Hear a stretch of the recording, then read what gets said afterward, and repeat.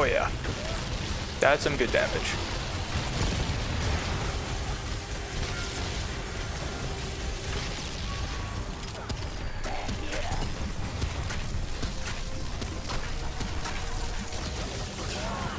Nice. Let's go. That was pretty quick. That was pretty quick. Okay, that was a pretty satisfying kill if I do say so myself, but I'm just gonna go over the traits for the people who just want to see that, see my build, but I will do another explanation, a lot shorter this time, on how I approach the fight and why the gear is what it is. Now I should point out that the point of these is not to kill bosses as fast as possible.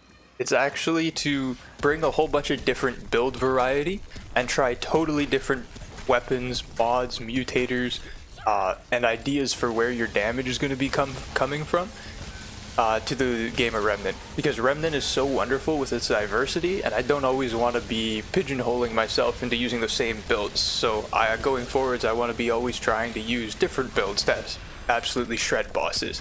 And obviously, we still do want to kill bosses on APOC really, really fast, but not necessarily as fast as literally possible. So first I'll just briefly go over my traits. Flashcaster comes with the Archon archetype, same with Regrowth on the Summoner. You need Spirit. Spirit will give you mod power generation. This entire build is based on just 100% mod uptime. I put 5 in endurance and 5 in recovery because I just had leftover point. Footwork is so I could strafe attacks. Untouchable and vulnerability window. This one actually is quite useful just because I do end up neutral dodging a bunch, and the increased invulnerability window is quite nice. Swiftness, movement speed, once again just being able to strafe attacks. And then amplitude, increase AoE size by 50. This one's not also super important because it actually doesn't do anything in this fight, but it could be nice in other scenarios. Now for our archetypes, we just picked the ones that would give us the max damage for the mod build. Archon, obviously the main mod archetype. This one clearly is just far and beyond anything else for mod damage. And Summoner, the 35% mod damage boost. There's one other archetype that we could consider, with Challenger being on par with also 35%, but most of the fight is done outside of 10 meters, and not all of the fight can possibly be done within 10 meters. So Summoner is just strictly better. Now for our skills on the Summoner, we picked the Flyer minion because it's the hardest one to kill out of these three because it just can't stand in fire. So it's the least likely to die and will give us the highest uptime on our Dominator perk. The other perks here don't actually do anything. Now Archon is obviously our prime archetype because we want Tempest, which will just give a little bit of mod power per second, and more importantly, casting a mod will increase our mod generation. It will double it for 10 seconds, and we are casting mods all the time. So this will always be being used. And then for our skill, we just picked the one that will give us an increase to our damage bonus for our mods. The perks, we don't actually have to worry about any of these. In this fight, they're all passive. Now for our weapons and mutators, we actually don't really care about the weapons, we only care about the mods because we don't actually fire our gun at all. So we use Prismatic Driver because Prismatic Driver does explosion damage. And because how Gwendil has armor on almost all of her body, explosion damage ignores armor. And then we put Failsafe on it for the additional 20% mod damage and having a 15% chance to not consume the charge. While Prismatic Driver is 30 charges, and with our insane mod regen, we'll actually be able to shoot for a lot more than 30 charges, but having the 15% chance to not consume a charge will just make our uptime on this main damage dealer even higher. Krelax, our melee is irrelevant. Now, our secondary is curiously enough Enigma, but we're not using the primary fire, which most people adore this weapon for. We're using it for Chaos Driver. Because when we walk in there, we want to shoot each of the adds with one of these rods, and then just put the rest on the boss. It also gives us a very nice source of damage that we don't have to maintain, and the boss is not particularly strong against shock damage.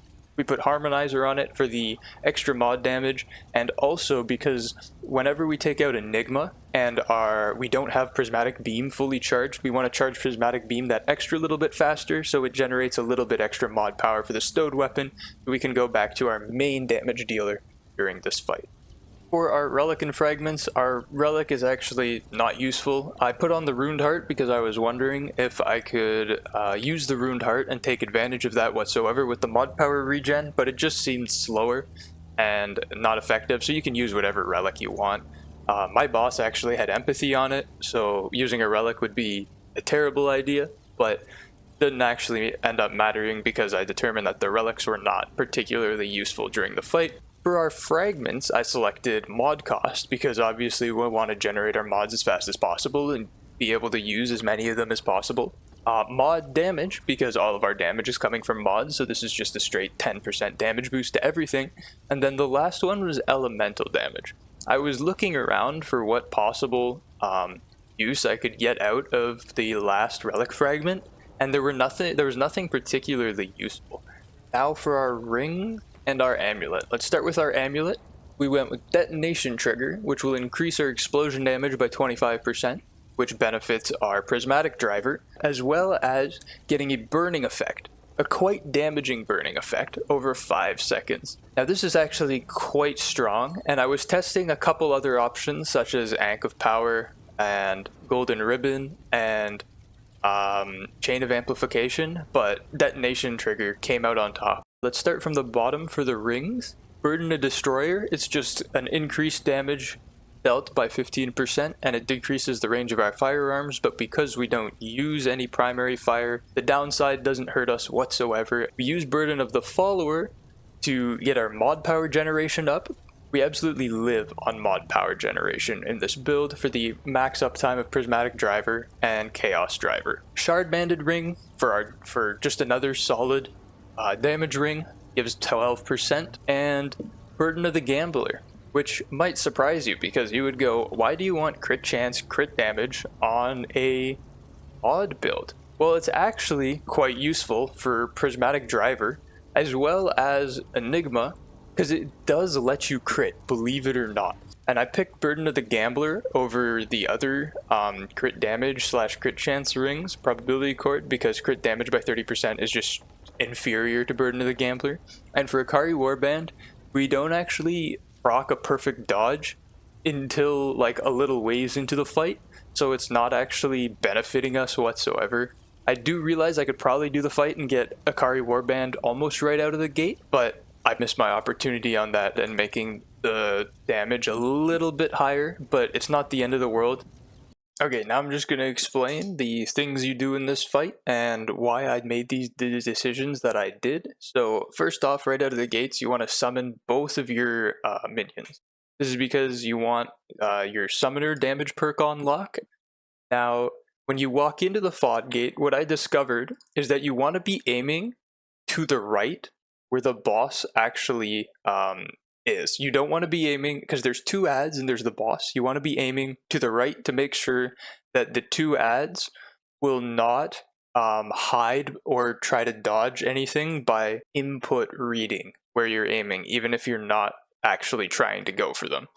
This way I can shoot Gwendil first, and then the other 2 won't end up trying to dodge or get out of the way of my Chaos Driver. Then, as you saw, I go to the right and pop my Archon ability, which will give me a bunch of extra damage at the cost of taking more damage, but ideally you don't take any damage at all in this fight, especially so because Gwendil has Drain here, so any damage that she ends up dealing will heal her for a little bit.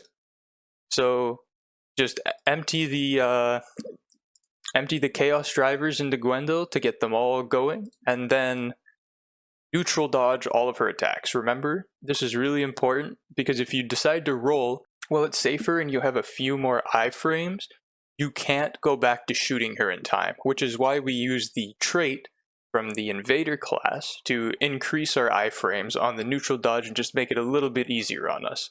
Now, as you can see, I'm currently burning. I have 2 seconds left on it, so Gwendil might have healed a little bit, but it shouldn't matter. That's like a negligible amount of damage, so not a big deal. And then I just immediately switched to Prismatic Driver, which is our main damage dealer, and the explosions just chunk her down so quick. And you can see when I crit, I'm doing like 2200. It's so nice. The damage is juicy. As you can see here, we run out of our Prismatic Driver, so we go back to Enigma and use its mod to just do the last little bit of damage. Maybe if I wanted to kill her a little bit faster, I could have shot like Enigma once or twice and immediately swapped back to the pulse rifle to get another explosion just to chunk her last little bit of health. But it should be a really small amount if it actually saves any time at all. And yeah, that's really the whole fight. It's not super complicated, once again, and my character really put it best here. How do you like that, huh? How's that, huh? You ain't so tough. Yeah, you ain't so bad.